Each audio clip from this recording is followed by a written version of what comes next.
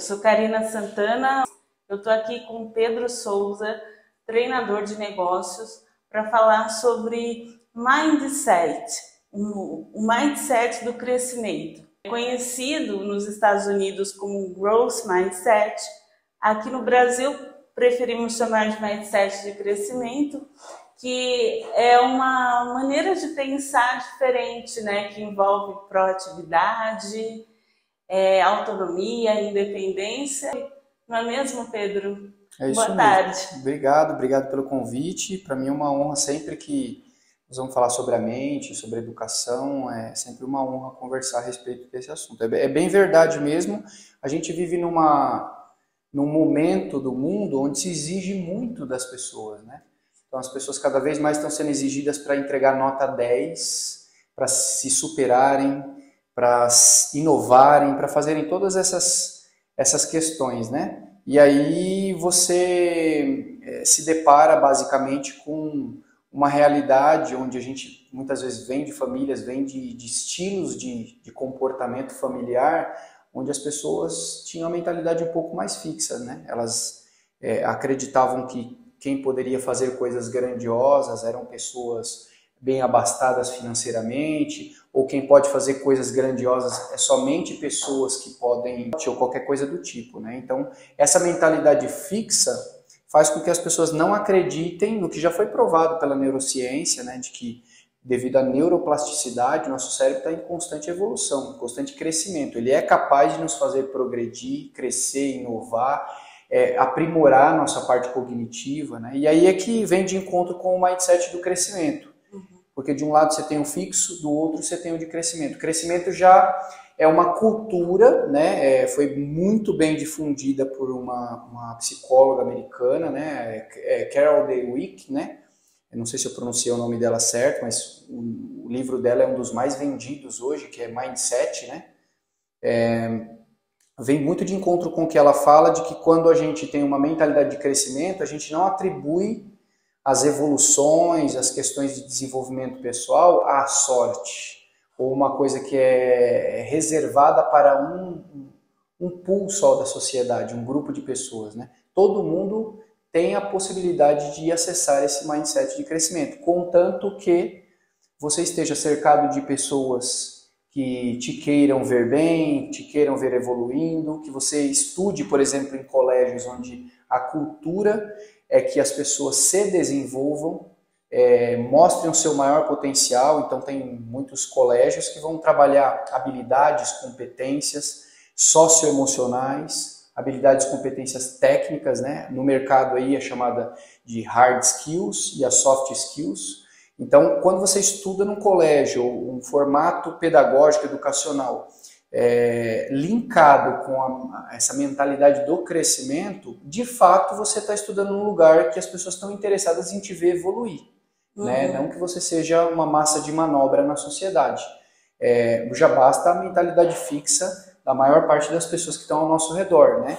Então, o ganho que se tem disso futuramente são pessoas que, quando foram desenvolvidas, tendem a desenvolverem outras no futuro, né?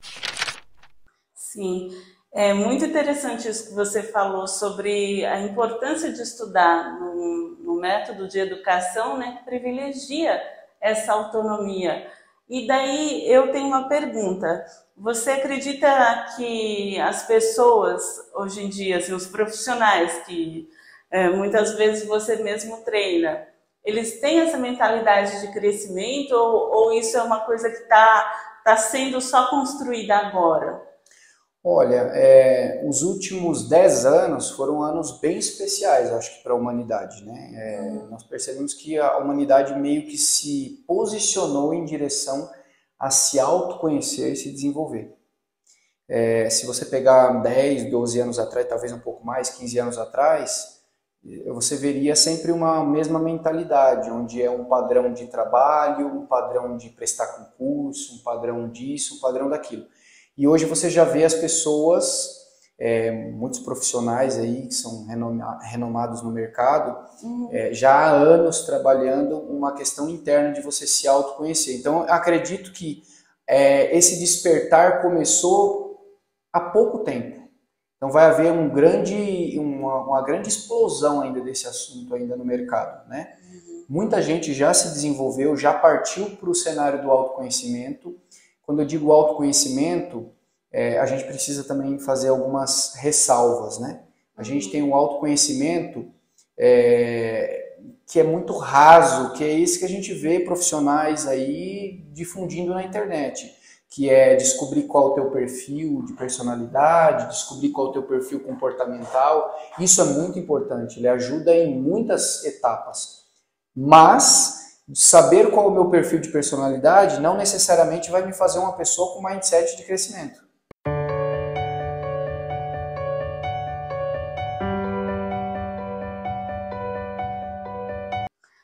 Porque eu fico pensando o seguinte, só saber o perfil de personalidade não é o suficiente, porque depende para que você quer saber o seu perfil. Você quer isso para a vida pessoal ou para a vida profissional? Aqui nós estamos falando de mentalidade de crescimento para a vida profissional.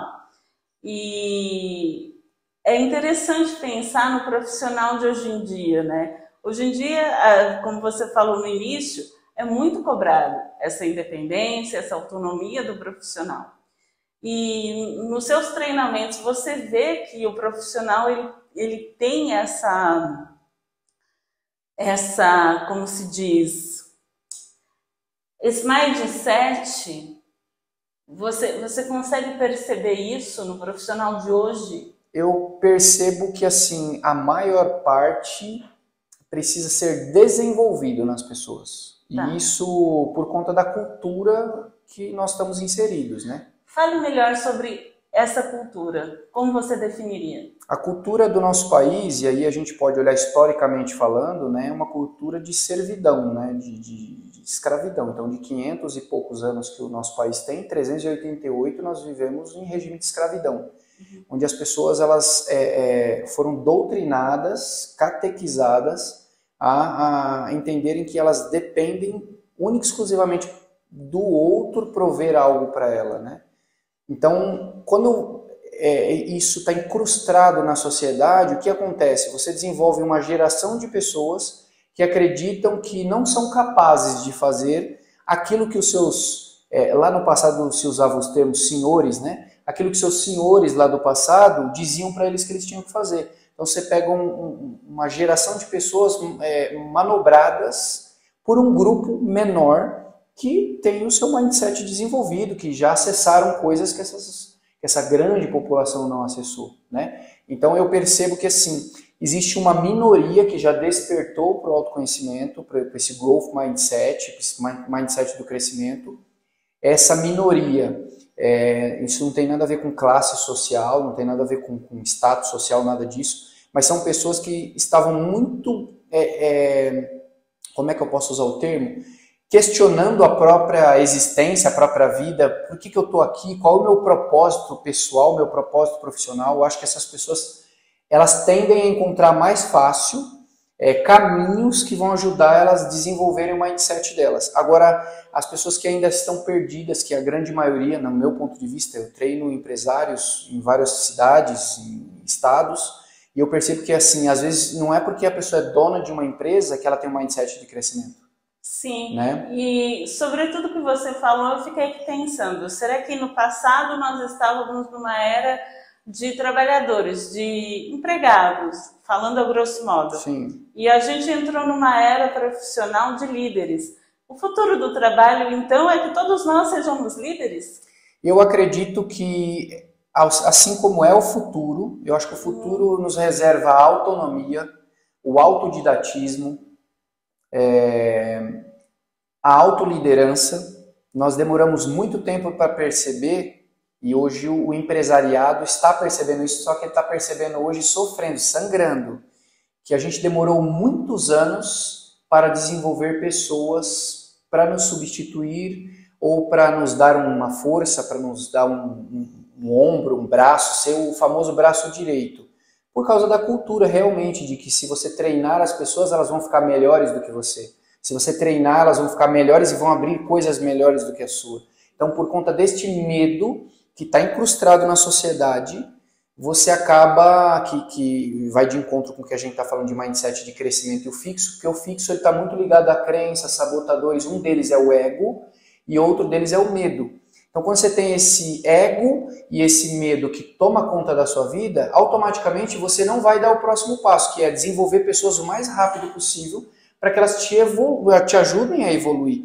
Porque se você tem pessoas na sua equipe tão boas ou melhores do que você, acredite, você vai poder rapidamente ir para uma cadeira um pouco mais alta ou para uma cadeira melhor, você vai poder sentar em lugares, você vai poder ter tempo para fazer coisas que você não consegue fazer no cotidiano. Então, desenvolver pessoas é ganhar liberdade. E por muito tempo na sociedade, as pessoas acreditavam que desenvolver pessoas era dar um tiro no próprio pé. Isso por conta do mindset fixo. O mindset fixo está incrustado de sabotadores, crenças limitantes, né?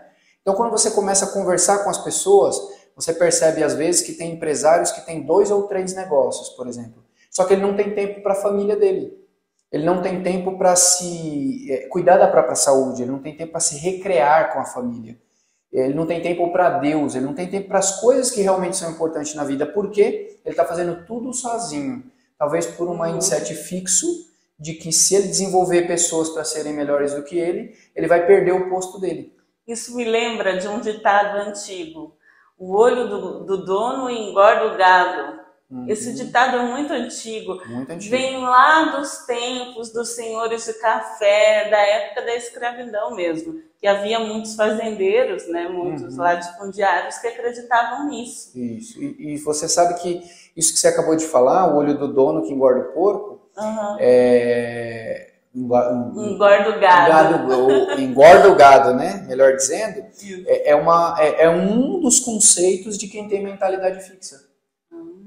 Porque na hora que você escuta isso, você já sabe, ó, já me deu um sinal aqui de que ele tem a mentalidade fixa. Porque ele acredita que se ele não estiver na empresa, a empresa não funciona.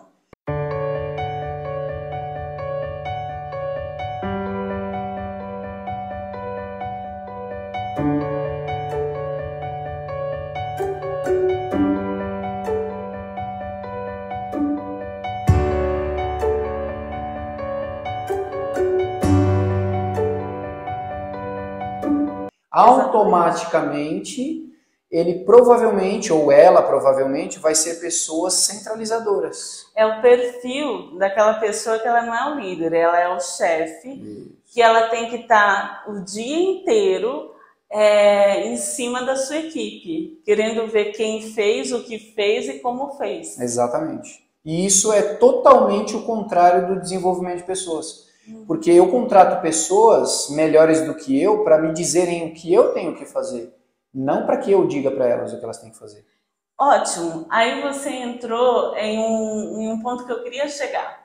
Quais são os elementos, as características da pessoa que tem esse mindset do crescimento? Você consegue listar para mim? Sim, teriam vários. Talvez eu cometa alguma injustiça aqui de deixar algum de fora, mas eu acredito que uma característica que todo empreendedor deve buscar numa equipe, em pessoas da equipe, isso eu ouvi quando eu era bem adolescente, nos meus primeiros trabalhos, enquanto CLT, e eu só fui entender depois que eu me tornei um empreendedor. Tinha a presidente de uma empresa que eu trabalhei, ela sempre falava assim, contrate pessoas e analise o que elas trazem de fora para dentro, o que elas estão agregando de fora para dentro na sua empresa. Não apenas o que elas sabem fazer, mas o que ela entrega a mais e o que ela traz de fora para dentro. Um exemplo, vamos imaginar que eu venda celulares, a minha empresa venda celulares. Os meus amigos compram os celulares da empresa que eu trabalho? Talvez a pessoa que está ali, ela não venda o que ela não compra. Então, às vezes, quando você tem pessoas na sua equipe que tem a característica, por exemplo, do crescimento contínuo, que é uma das que eu vou mencionar aqui, sejam pessoas que estão sempre em busca de leitura, em busca de qualificação, né, que não necessariamente hoje mais precisa, dependendo da área, não precisa ser mais uma graduação, uma pós, um doutorado, obviamente que dependendo da área, porque se for na medicina, na construção civil, é necessário, sim, muito importante, mas pessoas que estão em constante busca pela evolução. Então, leem livros, termina um livro, lê outro. Precisa ler 50 livros num ano? Não. Mas Especialmente o que essas pessoas fazem com o conhecimento que elas obtêm. Tem muita pessoa que lê milhares de livros, mas você nunca vê ela produzindo nada com aquilo que ela leu. Então essa pessoa está só sendo obesa mentalmente. Mais do que o conhecimento é necessário colocar em prática, né? Exatamente. Então uma das principais características, analise o quanto essa pessoa está querendo crescer.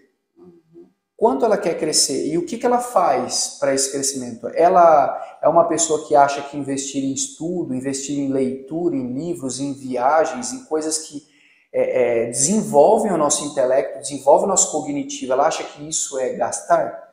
Se ela acha que isso é gastar, não é um investimento, é um bom sinal para você de que aquela pessoa talvez tenha um mindset fixo. Por que eu disse talvez? Porque são N fatores, tem N variáveis também. Então a gente não pode também generalizar e achar que porque uma pessoa não quer ler um livro, ela é mindset fixo. Mas é um indicativo. É um indicativo. Qual seria o outro? Eu sempre analiso e observo o quanto essa pessoa ela está disposta a dar de si por algo. Né? E aí eu tenho percebido que é uma tendência que as pessoas que mais produzem e geram sensações, geram experiência para as outras, são as que fazem o que gosta. São as que são apaixonadas pelo que fazem. E não raro eu percebo que essas pessoas que são apaixonadas pelo que fazem, sempre está ligado a servir o próximo. Mas eu já ouvi dizer que nem sempre quando a pessoa é apaixonada pelo que faz, ela consegue transformar isso no seu trabalho, no seu ganha-pão. Por quê? Muito legal esse questionamento. Óbvio, também vão haver uma série de explicações. Talvez um neurocientista explique para você de uma outra forma. Certo. Forma como a ciência explica o cérebro. Eu, enquanto empreendedor e analista comportamental, percebo que tem muita gente, e eu não sei se você já chegou a ver a respeito disso, tem um estudo comprovatório que diz que nós temos 9 habilidades, né, que são as inteligências múltiplas. O profissional que falou sobre isso, bastante renomado, ele chama Gardner. Uhum. Essas inteligências múltiplas, elas estão dentro da gente, desde que a gente nasce. Que são? Que tem inteligência linguística, tem inteligência social, por exemplo, de network, tem inteligência musical, tem inteligência naturalista, tem inteligência intrapessoal, tem inteligência interpessoal, tem inteligência, por exemplo, existencial. Então, por que você percebe que são poucos que filosofam a respeito da vida? São poucos os Pondé, são poucos os Karnal, são poucos os Cortellas, os Clóvis de Barros Filho da vida. Porque eles têm uma inteligência múltipla específica deles, que foi desenvolvida ao longo da vida deles. Então, as inteligências múltiplas, você tem uma só? Não, você pode ter várias. Eu posso ter as 9? Talvez.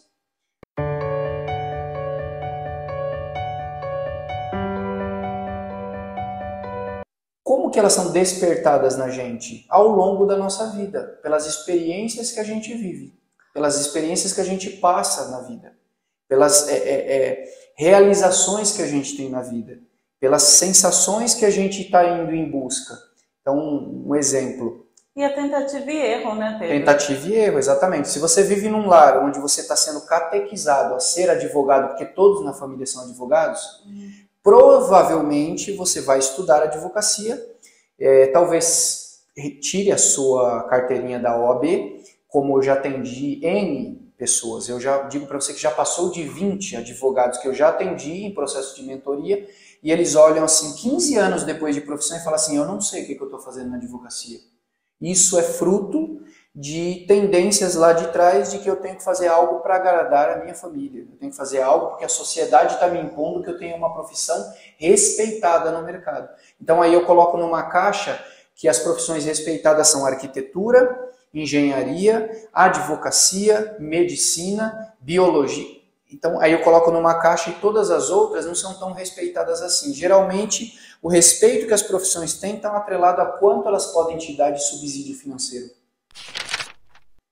Então, quando você é criado num lar onde as pessoas estão impondo isso para você, você está perdendo a oportunidade de se desenvolver em você as habilidades múltiplas. Por exemplo, Se você pegar uma criança, um adulto que hoje é um pianista famoso, provavelmente ele começou a ser desenvolvido na música com 3, 4, 5 anos de idade. Se você colocar uma criança depois dos 8 anos de idade para estudar piano, já está tarde. Como no futebol. Se você colocar uma criança para começar a jogar bola com 10, 12, 13 anos de idade, já está tarde. Ele tem que começar bem antes. Então, quando você pega um grande jogador de futebol e vê ele performando na idade que ele tem hoje, é porque ele começou com 6 anos de idade, 7 anos, dente de leite na escolinha. Então, ao longo do seu desenvolvimento, vão brotando as habilidades múltiplas em você. Se a família consegue captar isso e falar, olha, ele tem uma inclinação para isso, e ela dá vazão para isso, provavelmente aquela criança vai ser sucesso naquela área. Provavelmente, novamente eu digo por quê? Quando a gente fala de pessoas, não tem uma matemática exata, tem muitas variáveis, né? Então a gente se baseia no que os estudos mostram, as estatísticas mostram, e se baseia também no que a gente já atendeu. Eu tenho 26 mil horas de atendimento, então já se passaram aí muitas pessoas que eu atendi, profissionais de todos os nichos, pessoas sem profissão. Eu tenho até um produto chamado CL Tchau, né, que é um produto para pessoas que estão na CLT, mas que estão desejosas de empreender. Então, não é simplesmente pedir a conta e começar um negócio. Então, primeiro você precisa entender por que você quer empreender. Então, tudo tem um propósito, uma ligação. Então, quando você fala sobre a mentalidade do crescimento, ela precisa ser uma mentalidade que está pautada não só na pessoa, mas o que está ao redor dessa pessoa. Você pode ter a mentalidade do crescimento. Se você estiver numa família ou num grupo de amigos ou convivência íntima com pessoas que têm mentalidade fixa, provavelmente você retrocede. Porque é como estamos aqui conversando, se entrar alguém aqui com a Covid-19, possivelmente nós pegaremos Covid-19. Qual a chance dela entrar com Covid e ela sair curada daqui?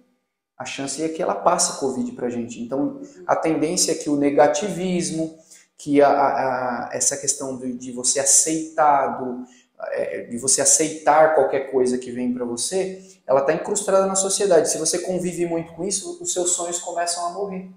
Você começa a não acreditar que é possível as coisas. Isso contamina, né? Como uma doença mesmo. Então, eu estava aqui pensando numa coisa, sobre o erro. Como que as pessoas se relacionam com o erro e como isso acaba interferindo na mentalidade de crescimento. E para responder isso, eu gostaria que você aproveitasse e falasse um pouco sobre a sua história, porque eu já conheço, mas os nossos ouvintes não. Eu gostaria que você contasse um pouco, que você tem uma história muito interessante, que você sempre acreditou no seu potencial. Você começou com pequenos negócios e chegou no seu objetivo principal. Conta um pouco sobre isso pra gente.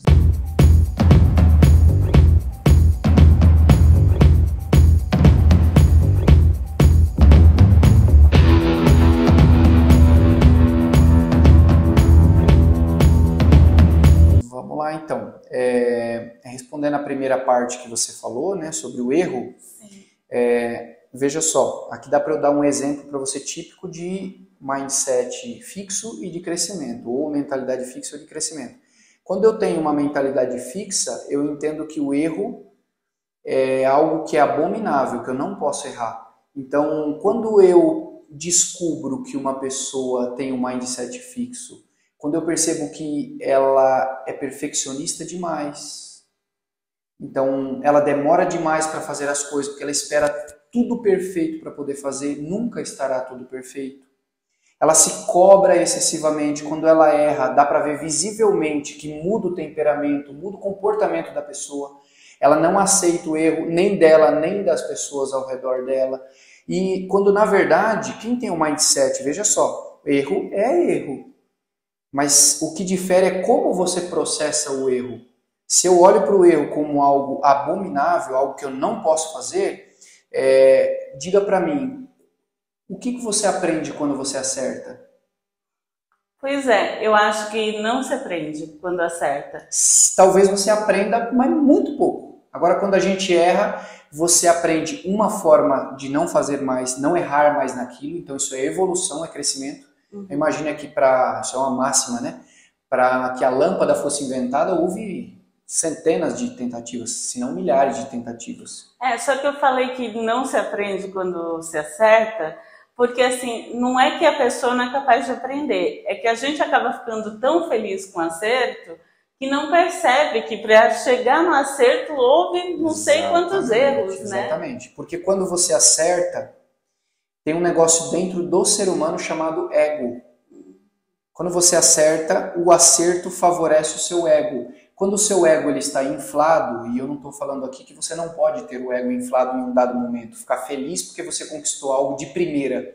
Não, mas quando você acerta de primeira, não erra, o seu ego ele infla e é como se você tivesse apaixonado por você. Quando a gente está apaixonado por uma pessoa, a gente não consegue perceber as falhas da pessoa. É por isso que quando as pessoas se casam apaixonadas, depois quando elas vai passando a vida, o amor ele substitui a paixão. Então você continua com a pessoa mesmo não estando mais apaixonado como você estava antes. Agora quando é só a paixão ela é momentânea.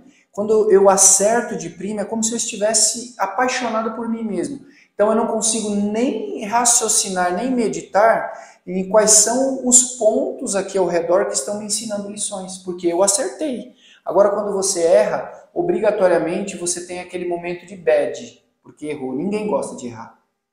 Então, naquele momento de bad, muitas pessoas elas param e analisam, falam assim, mas eu errei por causa desse detalhe. Então, esse detalhe aqui, na próxima vez eu não vou fazer mais. E a tendência é que na próxima você não erre mais naquilo, talvez erre em outra coisa. Então, essa frase não é minha, tá? Eu me apoderei dela, porque é um cara que eu sigo e eu acho que ele tem uma mentalidade de crescimento muito grande, ele já chegou num nível de mentalidade assim que transcendeu, né? Ele chama Pablo Marçal, ele diz que a gente tem que ser apaixonado pelo erro, e eu concordo.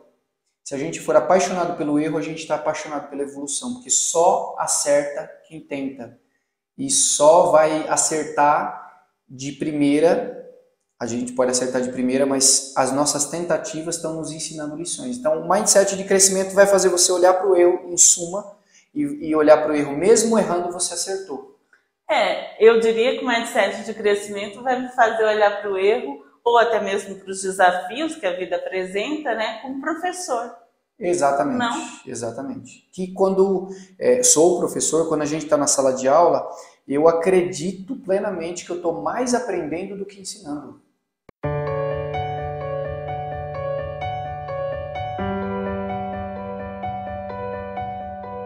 Porque o simples fato de eu estar enxergando pessoas tão plurais ali, tão diferentes ali na sala de aula, e tendo que adaptar a educação, porque uma pessoa é mais sensitiva, uma pessoa é mais visual, uma pessoa é mais sinestésica, enquanto eu tenho que adaptar isso, eu estou aprendendo a lidar com públicos diferentes. Então, eles acham que eu estou transferindo, mas eu estou mais absorvendo do que realmente transferindo. E é por isso que tem uma máxima dizendo que quem ensina aprende duas vezes, né? Mas pegando o gancho também lá do que você falou a respeito da minha história, não acho que a minha história seja um case, acho que tem cases muito melhores do que o meu, mas eu acho que o meu case ele é muito especial por alguns detalhes, né? O mindset fixo faz você acreditar que o sucesso só vem para quem nasceu em berço de ouro. O sucesso só vem para quem tem amigos ricos, para quem é rico, para quem tem status social. Então o sucesso está reservado para essas pessoas. Logo, nunca alcançarei o sucesso. Então o primeiro equívoco é a gente acreditar que o sucesso tem a ver com dinheiro. Ele também pode ter a ver com a parte financeira. Sucesso, de acordo com o dicionário, é qualquer coisa que você se propõe a fazer de uma determinada forma e no final aquilo é concretizado. Deu certo, sucesso. Você alcançou o seu objetivo. Alcancei o objetivo, sucesso. Pode ser também um objetivo financeiro? Pode. Alcancei o objetivo financeiro que era a minha meta. Legal, sucesso financeiro. Então, sucesso não é só finanças. Sucesso é alcançar o objetivo. E, como você mesmo mencionou, eu venho de uma família, e eu não vou mencionar o termo pobre, porque pobre para mim é outra coisa. Eu venho de uma família extremamente simples. Pobre para mim está muito ligada à mentalidade, não ao que eu tenho. Porque eu já vi pessoas que não têm serem mais ricas do que pessoas que têm muito dinheiro. terem muita coisa. Então eu venho de uma família muito simples, onde os meus próprios pais concretizaram a alfabetização deles por meio de mim e da minha irmã mais velha. Então, nós terminamos a alfabetização deles, eles não sabiam praticamente ler e escrever com fluidez. Meu pai tem 3ª série primária e minha mãe tem 4ª série primária. Eles eram um da lavoura do café, outro da cana. Então eu teria todos os predicados para ser uma massa de manobra do sistema, porque meu pai era metalúrgico, quando veio para a cidade grande, os dois são nordestinos, vieram para a cidade grande, meu pai e minha mãe metalúrgico, padrão Revolução Industrial. Seus pais são nordestinos de onde? Meu pai é pernambucano e a minha mãe é cearense. Então, se você for olhar o estigma da sociedade, como é que eles falam? Fugiu, não é o biotipo que fala, é o estereótipo. O estereótipo da sociedade, teoricamente as pessoas vão falar, isso daí é mais um na multidão, né? Isso aí não vai ter sucesso nunca. E olha, o que os meus pais me deram, nenhuma graduação, nenhum estudo, nenhum livro me deu. Então, meus pais me deram o mindset de que eu poderia me apaixonar por qualquer coisa que eu fizesse. Eu poderia ser muito bom em qualquer coisa que eu fizesse. Então, eles empoderaram a minha mente, embora eu tinha mentalidade fixa, tá? Meus pais tinham a mentalidade fixa, mas em algumas áreas eles tinham a mentalidade do crescimento, que eu acho que isso é muito importante de mencionar aqui. Quando uma pessoa tem o mindset fixo, não quer dizer que é fixo em 100% das coisas. E quando é de crescimento, não quer dizer que seja em 100% das coisas. Eu posso ter um mindset profissional de crescimento, mas o pessoal pode ser de fixo. Esse mindset fixo que você diz é quando a pessoa olha só para o ponto e ela fala assim, isso aqui é a linha reta, é a coisa certa que eu tenho que seguir. Exatamente. O que os seus pais falavam para você é, não interessa a profissão que você vai seguir, só faça o melhor que você puder. Faz o melhor que você pode, entrega mais do que você pode. Combinaram 10, entrega 11. Sempre ouvi isso. Até curioso, um dia isso estará num livro meu, né? Mas eu me lembro de uma vez que eu entregava panfletos numa grande avenida, com uma grande movimentação de pessoas, mas não era comparado a uma outra avenida que tinha vários faróis, assim, e carros que passavam, milhares de carros por minuto. Meu pai falou assim, qual que é o maior desafio seu entregando panfleto? Eu nem sabia explicar para o meu pai, porque eu tinha 12 para 13 anos.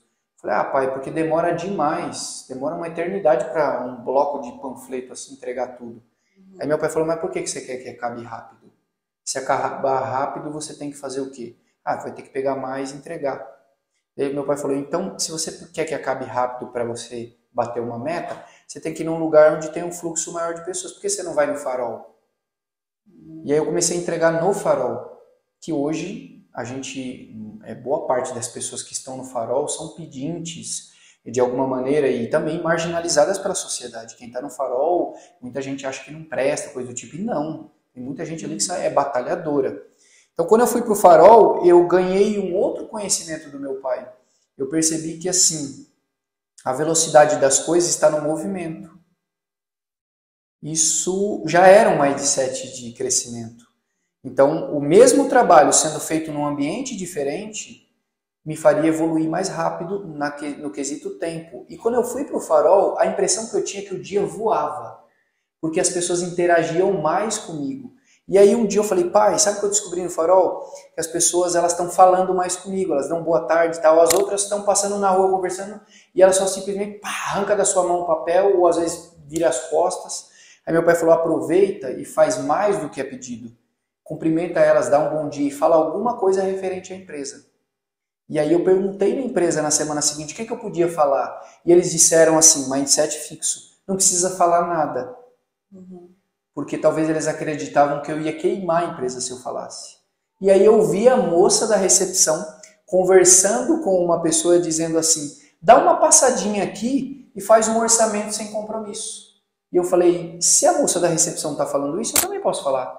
E eu comecei a falar isso no farol. E eu percebi que quando eu falava, boa tarde, tudo bem? Não sei como está a situação da família, mas dá uma passadinha lá, faz um orçamento sem compromisso. Começou a aumentar muito a visitação naquele dentista. Era um dentista era um escritório, um consultório dentário, e começou a aumentar muito. E as pessoas vinham com o meu panfletinho. E aí eu percebi uma outra coisa. Como é que sabiam que era o meu panfletinho? No começo não sabiam. Aí eu virei o bloco de panfleto e eu fazia uma rúbrica com a inicial da minha letra. Então quando as pessoas iam, elas pegavam, ó, veio por meio do panfleto. E aí eu falava, ó, tô fazendo uma rúbrica para saber se a pessoa está vindo por mim. Olha só, com 13 anos de idade. Decorrente de como meus pais conduziam as coisas. Entendeu? Do jeito que eles falavam para mim. Quando, no Farol, eu recebi uma proposta para ir ser empacotador de supermercado, para mim foi o máximo. Só que eu não tinha enxergado o que meu pai enxergou. Meu pai falou assim, olha só que legal, filho. Agora você vai para um local que é coberto, que tem ar-condicionado, que tem música ambiente e que tem pessoas que estão ali já sorrindo, que estão fazendo compras, que estão levando coisas para casa delas.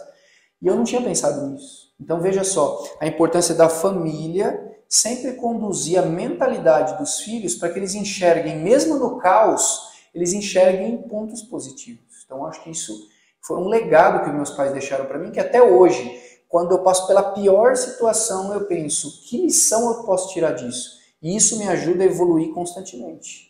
Muito. Até que, claro que a história é bastante longa, né? Eu desenvolvi uma carreira na área financeira em São Paulo, passei por várias empresas, tem algumas partes muito curiosas dessa história, como eu entrei uma vez numa empresa que eu era apaixonado pelaquela empresa, só que na minha cabeça jamais eu vou entrar aqui. E aí eu estava vendo um Telecurso 2000, sou meio antigão, né? Era a época do Telecurso 2000, e eu vi... Somos da mesma época. E eu vi uma sacada que o cara deu ali, de um cara que entregou o currículo, para o currículo chegar na mão. Isso eu estou te falando aí anos antes de 2000, estou te falando aí 90 e alguma coisa, né? 95. Eu vi que o cara, para o currículo chegar na mão do dono, o cara fez no Telecurso 2000, o cara fez uma gambiarra ali, uma gambiarra positiva, que ele fez o quê? Ele ligou na empresa, perguntou, falou, viu, eu preciso muito falar com o rapaz do RH, só que eu perdi o contato dele, como é que é o nome dele mesmo? Daí a pessoa falava, sei lá, Rafael, e aí o cara, desligava. Ele já descobriu o nome, aí ele fazia um currículo, colocava uma carta junto dizendo, meu sonho sempre foi trabalhar na sua empresa, eu gostaria de um dia poder ter a oportunidade, nem que seja por 30 dias, sem remuneração, poder prestar serviço para vocês. Lacrou o envelope, escreveu aos cuidados de Rafael e levou na recepção. Quando uma carta chega no escritório escrito aos cuidados da Karina, por exemplo, aos cuidados do Rafael ou do Pedro, dificilmente a gente não vai entregar, porque é algo sério. E o meu currículo chegou na mão do dono. Quando chegou na mão do dono, ele abriu e falou... Ele ligou no número fixo que estava no meu currículo, porque na época não tinha celular ainda. Ligou no número fixo e falou, gostei da ousadia sua, vem aqui fazer um teste. E ele falou, vou te testar por 30 dias sem remuneração. E agora, o que eu ia fazer? Eu pedi férias numa outra empresa que eu estava, trabalhei ali, só que não precisou dos 30 dias. Eu trabalhei uma semana e ele falou, tá contratado. Aí eu expliquei que eu estava de férias... E aí ele falou, então você vai se desligar lá, porque a gente não quer tirar ninguém de lugar nenhum. Se é aqui o seu sonho, então a gente vai deixar você se desligar e você vai vir para cá. E lá eu construí uma história também na área financeira. Quando mudei para o interior, o meu objetivo era outro, era reduzir as preocupações, as pressões da cidade grande. Só que aí eu cheguei no interior e fui tomado por uma coisa que mudou a minha vida, que foi o meu propósito. Aí eu descobri o meu propósito profissional. Tudo aquilo que eu estava sendo forjado nas empresas que eu passei era para montar uma armadura que eu ia usar enquanto empreendedor. Que é? Que é desenvolver pessoas. Então hoje eu trabalho com esse cenário, sou professor, dou mentoria, dou workshop, palestras, treinamentos, produzo eventos, tem uma empresa que produz eventos, e uma série de outras coisas, né, que a gente vai fazendo. E hoje... Recentemente mesmo, 2 dias atrás, estava dando uma mentoria para uma pessoa e ela falou assim, nossa, eu acho muito interessante conversar com você, porque assim, ela comentou, ela falou assim, eu sei que você tem vários negócios, mas você, ao mesmo tempo que parece que você nem faz questão de falar dos seus negócios. Eu falei, então, porque eu descobri nessa jornada que a minha empresa não é minha vida. A empresa é um meio para eu realizar o meu propósito, que é desenvolver pessoas. Então, não importa se eu tenho 5, 10, 15 empresas, todas elas são um ecossistema plural que está ligado a desenvolver pessoas, equipes, líderes. Então, hoje eu tenho a felicidade de dizer que eu sou apaixonado, alucinado pelo que eu faço. Eu estou em estado de flow 100% do tempo quando estou trabalhando, porque é surreal, e eu acho que todo mundo deveria experimentar isso. É surreal trabalhar com algo que depois você encontra 10 anos uma pessoa lá na frente, a pessoa fala assim, professor ou Pedro, você mudou minha vida. Aquela aula que você falou sobre intraempreendedorismo mudou o meu conceito de olhar para o empreendedor. Hoje eu sou empreendedora por causa disso. Eu tenho inúmeros áudios salvos no meu celular que quando acontecem os momentos de bad, porque ninguém é perfeito, a gente tem altos e baixos e é uma questão que eu aprendi a lidar, que é com a minha vulnerabilidade. Quando eu estou em momentos de baixa, quando às vezes acontecem algumas coisas que eu me desestimulo, eu dou play nesses áudios e esses áudios são a força que eu preciso para evoluir, para continuar, para aprimorar.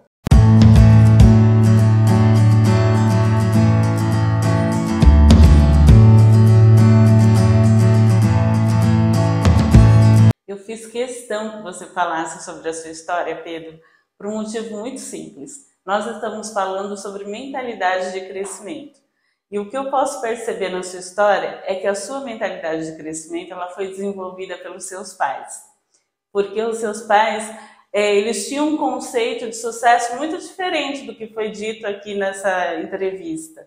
Aqui foi dito que conceito de sucesso é você ter conhecimentos e ser capaz de alcançar os seus objetivos. Sim. Os seus pais acreditavam no potencial humano. Isso é emocionante. Eles acreditavam. E veja como é importante que a gente seja conectado primeiro com Deus, depois conosco mesmo e depois com as pessoas ao nosso redor, mas conectado de verdade. Todo crescimento que a gente vai ter ao longo da vida está sempre relacionado aos lugares que a gente está, às pessoas que estão ao nosso redor e os conteúdos que a gente está acessando. Então, se eu estiver sempre aberto a tudo e todos, com a mentalidade, e especialmente agora também tem um termo americanizado, né, que fala assim, que é long life learning, long life learning, né, que é aprender para o resto da vida. Se a gente estiver sempre disposto na cadeira de aprendiz, a gente estará sempre evoluindo, sempre evoluindo. Então, acho que o maior legado que meus pais deixaram foi a mentalidade para mim. Hoje, eu tenho a honra de estar aqui no interior, quase que 90% da minha família mora aqui na mesma cidade, e eles também, hoje meu pai trabalha junto comigo, hoje alguns membros da minha família são profissionais que estão na minha equipe, alguns trabalham nas finanças, outros na contabilidade, e hoje quando eu vejo meu pai junto comigo em algum projeto, eu penso assim, nem nos meus melhores sonhos eu imaginava isso poder ser possível, mas hoje, graças à mentalidade dele, ele forjou alguém que acredita também no ser humano, que acredita também que as pessoas, como a própria neurociência, a ciência explica, a neuroplasticidade pode fazer com que você seja algo que você nem tem ideia do que você seja.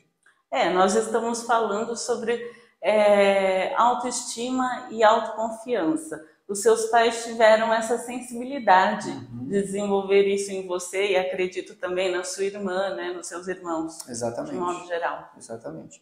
Então, há umas 2 perguntas atrás, você me perguntou quais são algumas características que se apresentam de quem tem o mindset de crescimento. Estar querendo crescer continuamente é uma delas. A pessoa que busca resultados, busca aprimorar os seus resultados é outra delas. Eu acho que pessoas que têm um mindset de crescimento, eles gostam bastante de desafios. Eu acho que as pessoas que têm um mindset de crescimento, elas entendem que elas não podem ficar paradas, elas têm que se movimentar, elas fazem network, elas não estão em grupos ou estão inseridas em grupos apenas por estarem, querendo estar ali para tirar vantagem de alguém ou vender um produto para alguém. Elas estão conectadas com as pessoas, porque a peça que falta para eu dar a próxima virada de chave pode estar na pessoa que está do meu lado. Só que se eu não estiver conectada com ela, ela está me mostrando a chave e eu não estou enxergando. Mas não seria estar conectado com o próprio propósito? Também.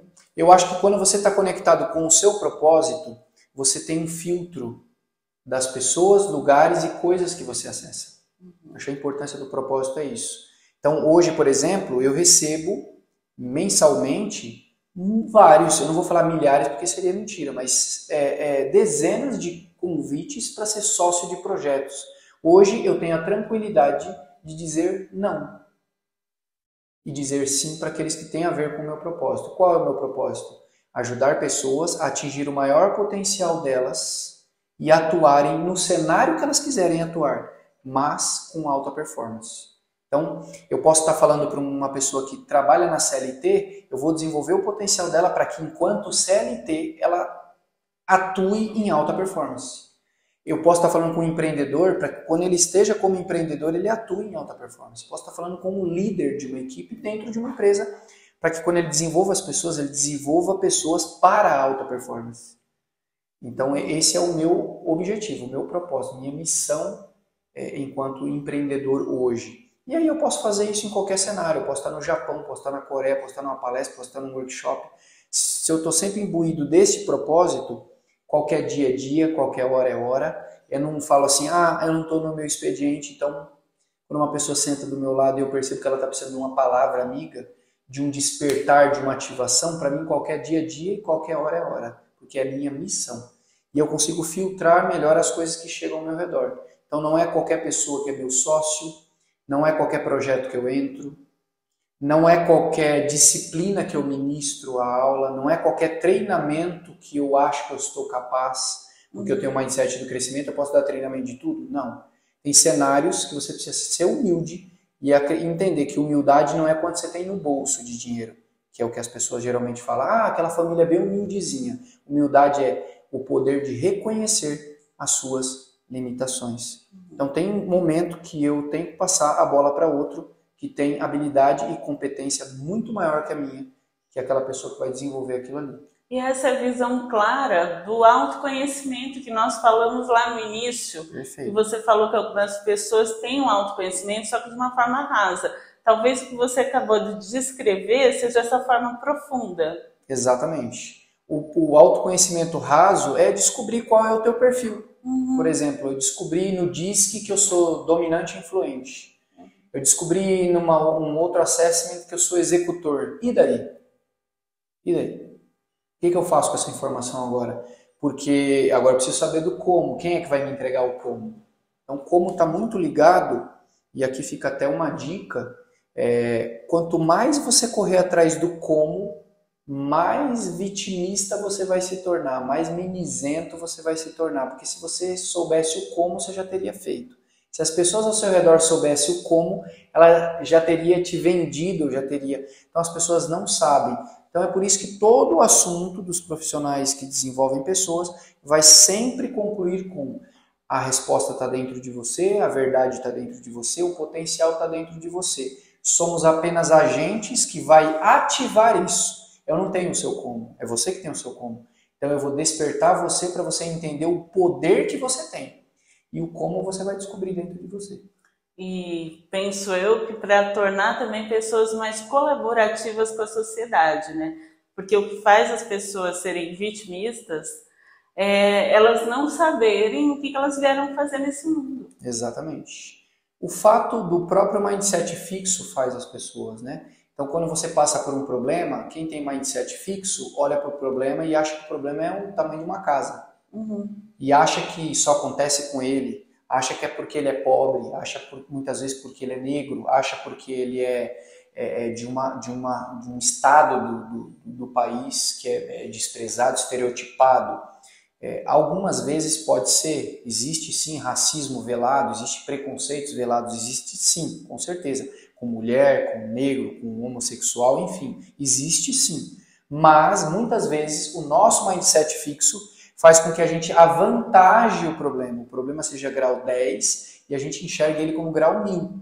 Quando você enxerga um problema que é grau 10 como grau 1000, você concorda que a sua mente vai ter muito mais dificuldade para subsidiar a resolução desse problema? Sim. vai ter muito mais. Agora, quando eu olho para o problema e penso, normal, a vida é sobre altos e baixos. Quando eu estou no alto, eu sou grato pelo alto, mas eu sei que talvez a próxima fase eu tenha que descer. E é só a gente pensar, acho que essa ilustração, que também não é minha, né? Mas eu acho muito própria, quem usa muito ela é o próprio Joel J. Se você observar uma formação rochosa, montanhas, você vai perceber que sempre que tem uma montanha, tem um vale e tem uma outra montanha. Então, quando a gente olha para as montanhas, a gente pensa que para subir no Everest, tem todo aquele desafio da subida, risco de morte, inclusive. Quando você chega lá em cima, você não vai ficar lá por 4 dias, 15 dias. Agora eu vou tirar minhas férias aqui. Não, você vai ficar alguns minutos. Alguns minutos. Porque a temperatura é tão rarefeita lá em cima, o ar é tão rarefeito, que se você permanecer lá por muitas horas, você pode até vir a óbito. Então imagina, uma subida de dias culmina no pico de uma montanha de minutos. Isso mostra que pra gente, a gente tem que apreciar o trajeto da vida. Então quando eu estou com dificuldade para construir as coisas, esse é o trajeto. Eu estou na subida, então vai ser difícil mesmo. Porque vai chegar um pico que eu vou ter a alta valorização daquilo que eu passei. E depois da tempestade vem coisa boa. Então, a coisa boa está lá naqueles minutos, naqueles dias, semanas ou meses que você vai passar lá em cima. Que você quer que sejam anos. E não será anos. Logo terá a descida. E a descida também trará os malefícios e os benefícios, os aprendizados, as dores, as curas. E quando você está descendo, você tem que estar aprendendo também na descida. Por quê? Logo você vai passar por um vale. E o vale, ele vai cobrar de você muitas coisas. Às vezes, o que você não está observando na descida, que está te ensinando as dores, o sangramento que você está tendo na descida, está te ensinando lições que você vai usar no vale. E esse vale seria o que exatamente? O vale pode ser um momento de alta-baixa. É até uma dicotomia, né? É um extremo. Eu vou ilustrar como quando você escuta alguém dizendo: cheguei no fundo do poço. Tá. O vale pode ser o fundo do poço, que para quem tem um mindset de crescimento, pode ser um lugar onde eu cheguei no fundo e agora ele está sólido para eu pegar um impulso para subir de novo.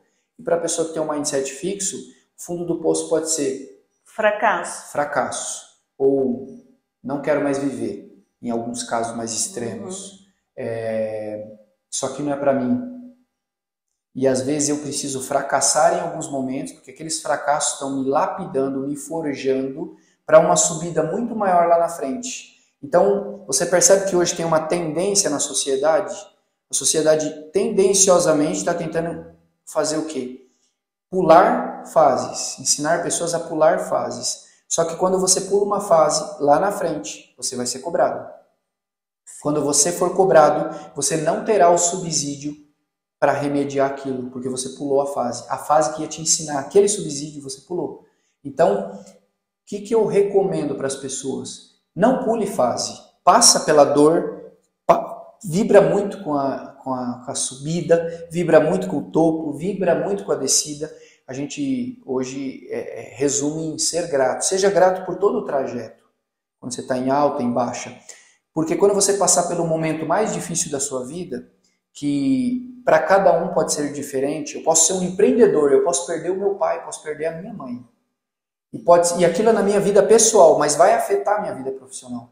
E aquele momento de baixa fases que eu passei duras da vida me forjaram para na hora que eu passei pelo vale eu levantar a cabeça e falar: ainda que eu ande pelo vale da sombra tenebrosa, não temerei mal nenhum. Palavras do rei Davi, que foi um excelente líder, que foi uma pessoa com coração ensinável, um homem simples, leal para com Deus, não para com os humanos, do ponto de vista de Deus. Então, aquele vale, eu estou sendo forjado, porque na hora que eu passar pelo pior momento da minha vida, eu não vou parar lá. Ele vai ser uma passagem.